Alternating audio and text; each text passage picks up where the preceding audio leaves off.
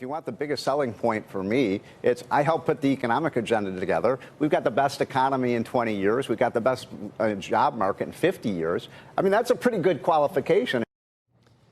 That was Steve Moore yesterday, the economist from the Heritage Foundation, with us on set in what turned out to be now a controversial choice. President Trump has said he wants to nominate Moore to the Federal Reserve Board of Governors. Wall Street Journal is now reporting that's raising concern among some Republicans in the Senate who cite Moore's past writings about women and views about the Fed. But Moore's ideas about the central bank are finding support with one widely followed market voice. Wharton School finance professor Jeremy Siegel writes in the Journal that he doesn't always agree with Moore, but he thinks that he would help solve the Federal Reserve's groupthink problem. Joining us now is Professor Jeremy Siegel. And anyone that didn't read 1984 or hasn't Googled groupthink recently should really Google it again, Jeremy, because it's not a good way to operate. It's where everyone, and I'm not going to make an analogy to anything that goes on and that we currently talk about, but when everyone just defers to the 97% consensus and doesn't try to think of anything themselves,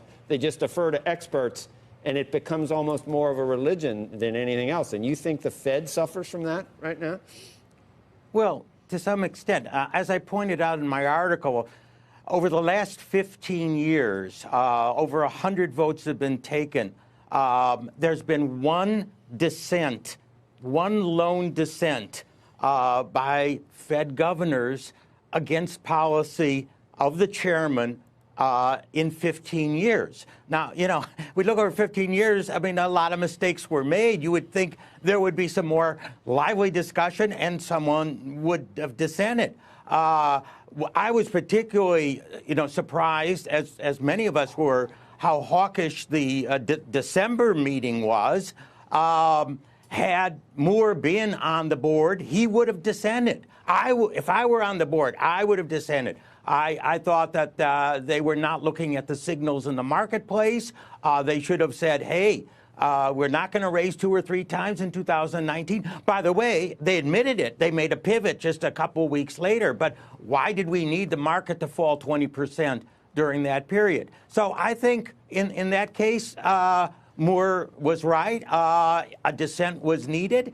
And I would like a little bit more split votes. You know, the Fed doesn't, it's not like the Supreme Court where we get 5-4 decisions. It's like 12-0, 12-0, 12-0. And my feeling is I would like to see a little bit more lively discussion there. And not necessarily a perma-dove or a perma-hawk or whatever, but just someone that might be willing to go against the grain of the other members of the Fed when without, I guess, falling in line with the group thing. Yeah, and it doesn't mean that the person that is out of the box is right. He or she has to present. I mean, there's smart people on the Fed. They'll shoot him down if they don't think he has the data to back it up. But I think you sharpen your own mind when you have someone out there giving a different viewpoint. You have to make your own arguments better. Professor, critics of Moore would say that that when it comes to the data, he has been wrong. In fact, yesterday when he was on the program and we were talking about deflation, he referenced commodities as being this indicator of deflation. And in fact, if you look at when he was making those comments, there still wasn't even deflation within the commodities market. So the reason I ask this is there are economists out there that say, look, maybe nice guy, interesting commentator, but on economics, I'm not sure. I didn't understand your question. I'm not sure. You can't tell we're in a deflationary environment right now? I'm not sure he commands the same respect. Do you think we're not in a disinflationary That's right. environment? No, I mean, Professor, let's say the following. There was commodity deflation in December when that meeting was held. The CRB index, Combined Research Bureau index, was going down. Financial markets were going down. Stock market. There were a lot of signals out there. Honestly, it looked like the Fed was tone deaf to those signals. I mean, I saw that the news conference that Powell had afterwards, the Dow went down for 700 points during the news conference and said, isn't he recognizing what's going on there?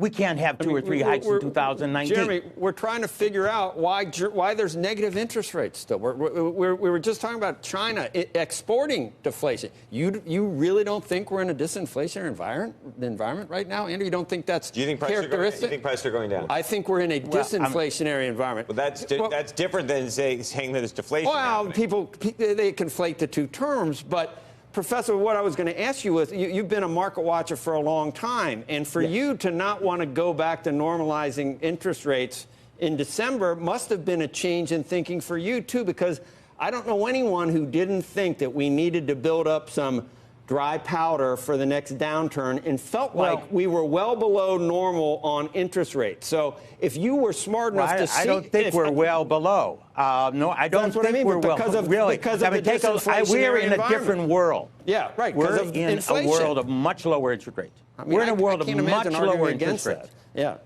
Right. Because of inflation.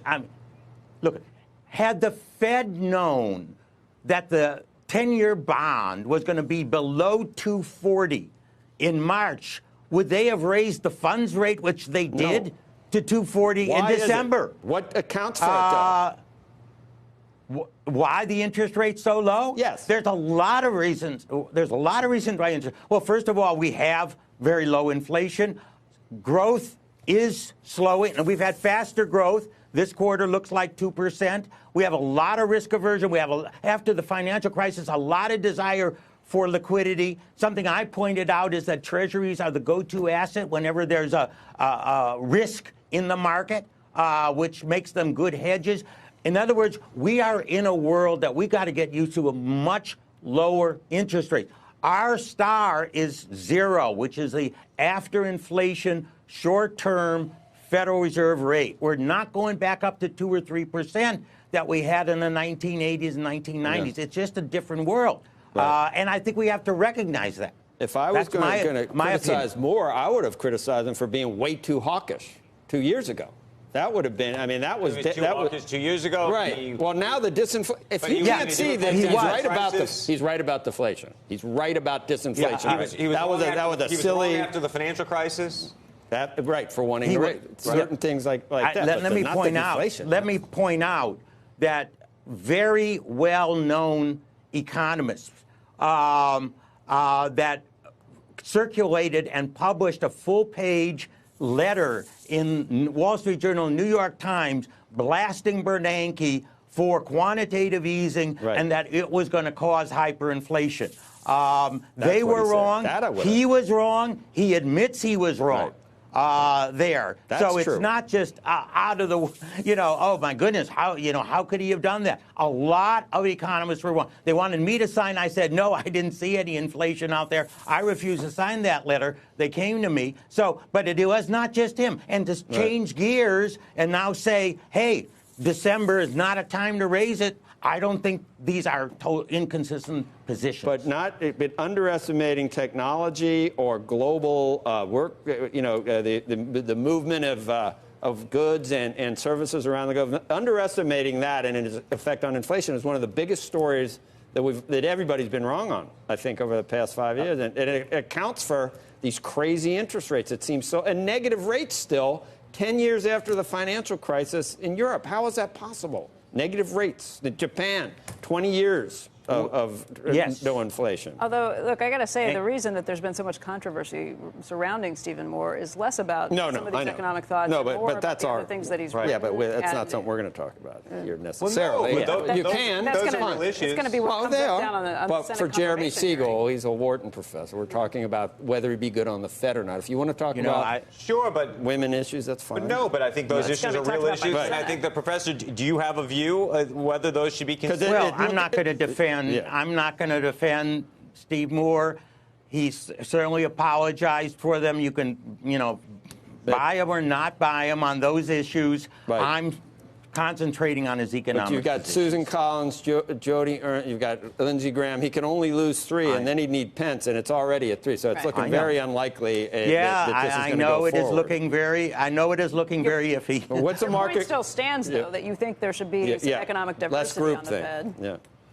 And my feeling is that let's have one person there that has that other point of view, I think it'll sharpen everyone around the table. That's not a bad thing at all. I mean, he's an economist. Should we sell all our stocks yet, Jeremy?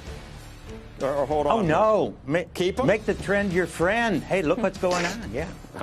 Okay. So by the way, the Fed might lower 5 basis points on the interest on reserves today. They may lower it 5 basis points. Oh, yeah? Because it's been creeping up.